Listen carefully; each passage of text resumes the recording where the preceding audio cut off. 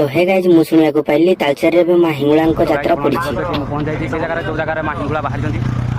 तो मुझे डेरी न करी मु फटाफट आसी पहुंची गली तालचेर आसी पहुंचवा पर सुनिया को पाइली कि मां को आज शेष रात्रि तो शेष रात्रि माने आज होची शीतला यात्रा तो मु डेरी न करी गाधे गुधे आसी तो मां को पाखरे पहुंच सारा पर मु एबे दीप लगे साची तो आपण माने देखि परते दीप लगे सारा पर मु एबे आसी नना को भोग लगेया पाई देली नना को पाखरे भोग आनी सारिबा पर आमे बाहरी गलु अन्य जगह बाहरिबा पर पुणी थरे आमे आसीचु मां को पाखु तो मां को पाखरे आपण माने देखि परते एबे बाजा पूरा स्टार्ट हे तो आमे पूरा देखि आपण माने देखि परते ठीक मुख्य पूजा पूजा करते गोटे चमत्कार होउछि मां जोटी प्रकट हुअंती तांको ऊपर गोटे कपड़ार चांदुआ बना यार सीता एते ऊपर को जाए जे चांदुआ पड़ी जिबा कथा मां को महिमारू सेही चांदुआटी सामान्य कला मध्ये पड़े ना ज्ञान पई आज भी एक सबुठार आश्चर्य कथा होउछि मां कोठी प्रकट हेबे ताहा के जानନ୍ତି ना गुरु मां निजे स्वप्नादेश देई स्थान कथा 9 दिन धरी मांकर पूजा चले ही 9 दिन धरी मां अग्नि रूप में भक्तों को दर्शन दियंती भक्त मांकर एही दिव्य शक्ति को गुआ नड़िया पाटशाढ़ी एवं